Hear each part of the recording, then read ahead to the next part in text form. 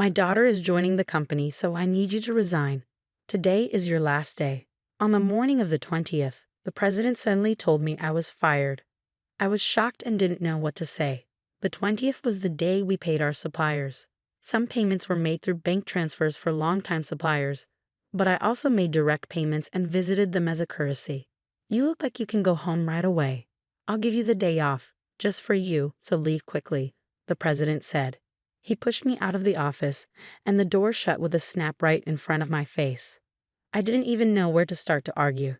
"My name is Emily. I joined this family-owned paving company right after high school and worked as a clerical worker for 10 years. Well, until just now.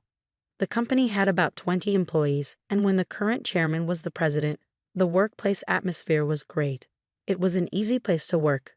The chairman, now retired, used to work closely with the younger employees, and his wife, Catherine, would come in every day to help with various tasks until he was hospitalized. Their daughter, Kelly, was skilled in both field and office work. Her husband was the site manager and was trusted by the on-site employees. Even though they were the founding family, they never acted superior or looked down on the employees. It would have been wonderful if this enjoyable and smooth-running company life had continued, but unfortunately, reality wasn't so kind. At the end of last year, the chairman was diagnosed with cancer during the company's group medical examination. He decided to retire as president and appointed Kelly's husband, the site manager, as the next president. Both the employees and I unanimously agreed. We all thought the chairman should focus on his treatment and wished for his long life. However, suddenly, the chairman's eldest son, Tom, appeared with his family. I didn't know where he heard the news from. It turns out the chairman had another child besides Kelly. Tom had been disowned about 30 years ago, and I didn't know about it at all. According to the senior employees, Tom was a troublemaker in his youth and often had run-ins with the police. Whenever he caused problems, the chairman and Catherine would go and apologize. After dropping out of high school, he got involved in multi-level marketing and fraudulent activities, which finally led the chairman to disown him. Despite being out of touch for a long time, Tom suddenly appeared one day, pleading with his father, "Dad, I've realized my mistakes. Please forgive me." I was shocked to witness this in our small company, where the president's office and clerical room were one and the same. Tom expressed a desire to reconcile and work in the company, but his past made it hard to believe his sincerity after being disowned. "I apologize to everyone, but I ask you to give Tom another chance," the chairman said, pleading with everyone present.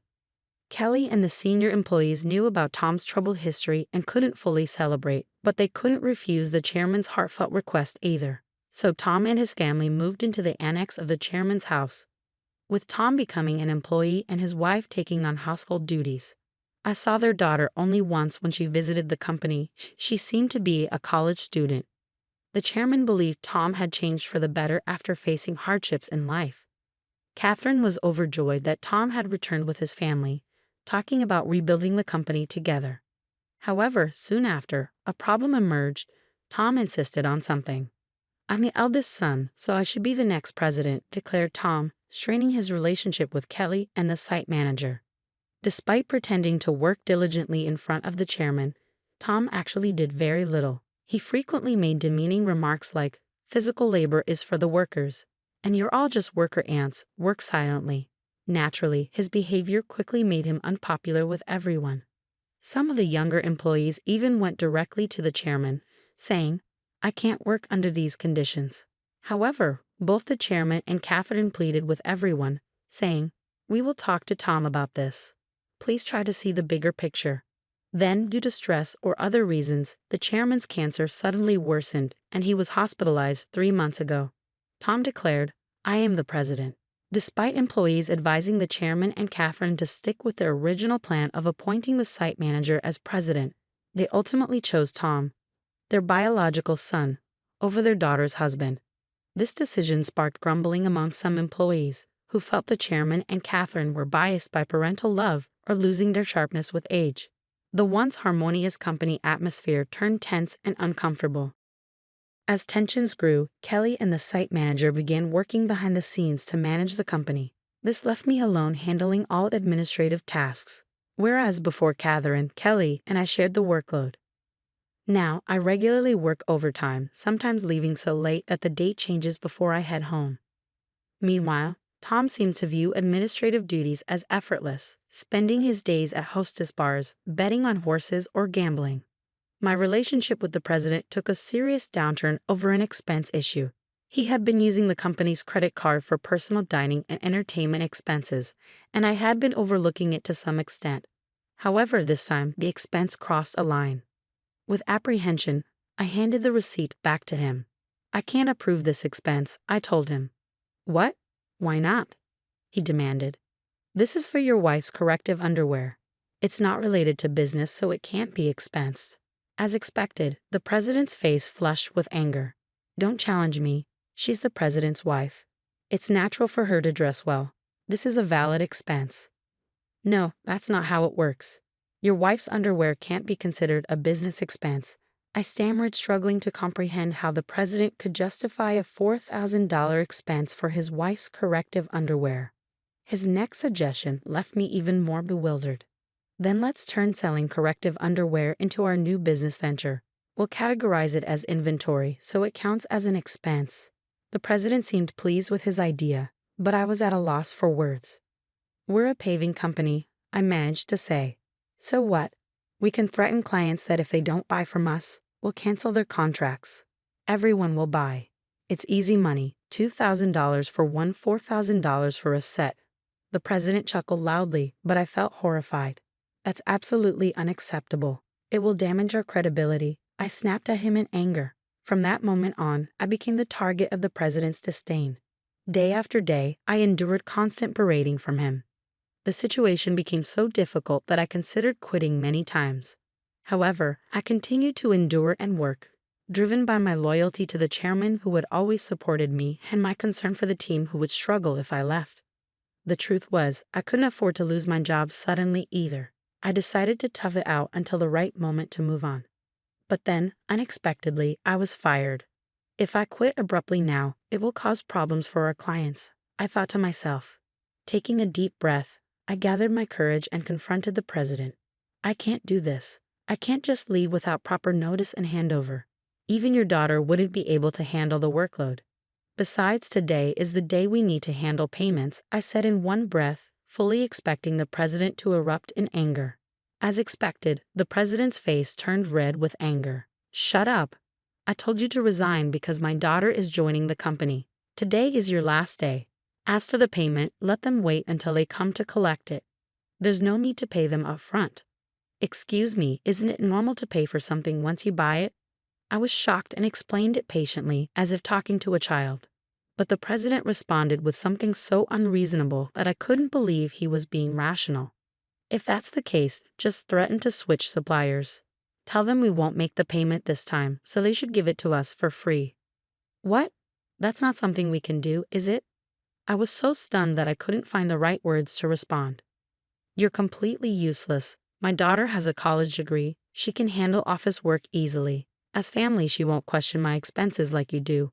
You're all talk and no action. We don't need someone like you in our company. Leave now," the president sneered. It seemed clear he intended for his daughter to handle accounting so he could justify personal expenses as business expenses. "Oh, is that so? Just remember, I won't regret this," I replied. Words were futile at this point. My patience had worn thin. I quickly gathered my belongings and left the company, feeling sorry for our clients. I called Kelly, despite knowing Catherine and Kelly were busy with the chairman. This was urgent. I explained everything and trusted the rest to Kelly. Once I left the company, I suddenly found myself with nothing to do. Being fired without notice clearly violated labor standards laws. If I reported this to the labor standards office, the company would be in trouble. Since our company was part of the middle company payment system, I could claim my severance pay and 1 month's salary. This system supports small and medium-sized enterprises that can't afford severance pay on their own.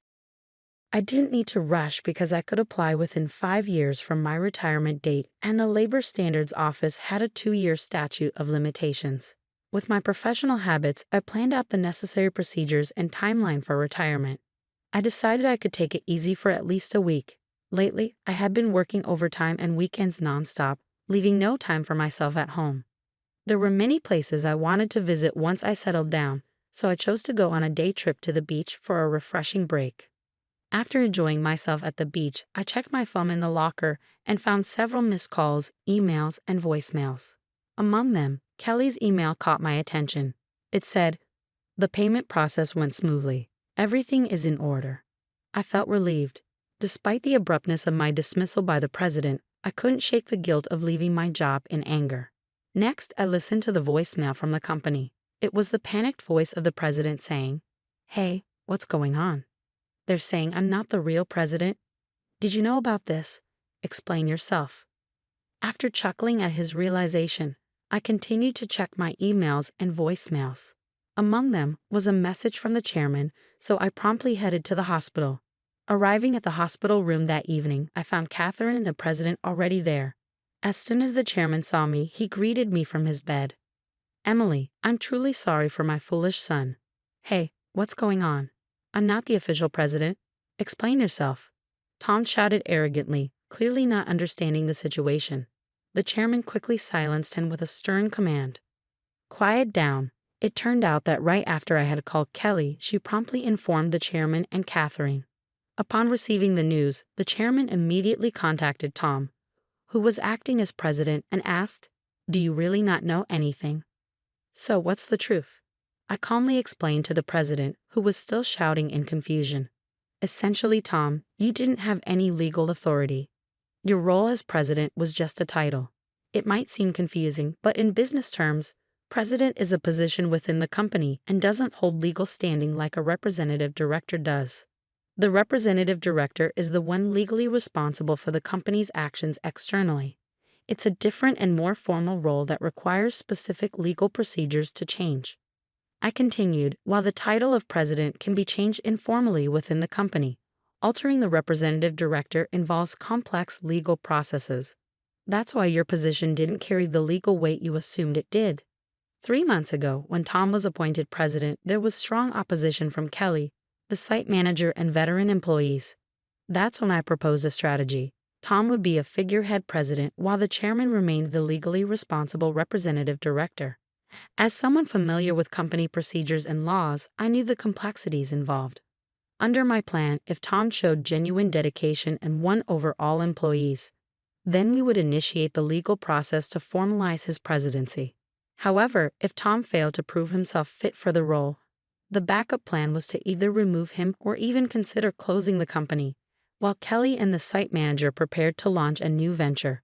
Kelly doubted Tom's ability to change. The chairman and Catherine continued to believe in Tom until he unfairly dismissed me, which seemed to awaken them to his shortcomings. "If you want to be a leader, learn and take care of your employees. I've told you this many times," the chairman emphasized. Tom retorted, "It's not a big deal, right? Can't we just handle the procedures now?" "No, it's not possible," the chairman explained. "Our company offers stocks to employees who want them, and many of them own shares. Emily owns 10%, making her a major shareholder. We can't disregard her views, and other shareholders won't support you either." As the president began to understand the gravity of the situation, his face paled. "What? I don't have any shares." "None. I plan to pass on my shares to you once you prove yourself as president. I'm deeply disappointed in you. Were you only interested in my wealth, thinking I didn't have much time left?" The chairman slumped in despair, and Catherine remained silent, visibly upset. Defiantly, the president responded, "Well, I'm the eldest son. What's wrong with taking what's rightfully mine? The company belongs to me. I can't forgive you anymore. The chairman bears full responsibility as the representative director of this company. Moreover, I'm a shareholder. I have the right to call for a shareholders' meeting and propose your removal," I asserted firmly. The president's face drained of color as he grasped the implication of removal. "You mean I could be fired? Dan, you were just a clerk." "Tom, Emily is right. At this point, no one will support you." "Emily was the only one who spoke up to give you a chance," Catherine interjected. Then Catherine turned to me. "Emily, I owe you a sincere apology. I regret causing you trouble because of my love for my son. Please tell me what you'd like to do." I confronted the president directly. "Mr. President, I no longer wish to work under your leadership, so I am resigning immediately. However, I expect to receive my severance pay. along with 1 month's salary, including unpaid overtime and holiday pay. As a shareholder, I will also take action through the Labor Standards Office to remove anyone who is detrimental to the company. I spoke calmly, and as I did, the president's complexion shifted from pale to completely white. Continuing, I informed them how Kelly had been actively visiting clients and successfully promoting our new company. Many clients had already decided to switch from our current company to the new one, and most of our employees were planning to follow suit. "That's impossible. I'll sue you," the president threatened, his voice cracking. But the chairman intervened firmly. "I am the representative director. You have no such authority." The president collapsed to his knees, and I felt a mix of emotions: regret, disappointment, and a sense of closure. "Mr. President, it's unfortunate it had to end this way. If you had changed your approach upon returning, things might have been different. There were ample opportunities for understanding if you had made efforts to learn and adapt." Ultimately, it was the president himself who squandered those chances, a classic case of reaping what one sows. In the aftermath, the chairman decided to shut down the company, leaving Tom unemployed. The president's wife attempted to sell corrective underwear, but it didn't succeed. They faced legal issues for aggressive sales tactics and were eventually arrested for involvement in a pyramid scheme. When Kelly returned to her parents' home, she found boxes of unsold underwear left behind.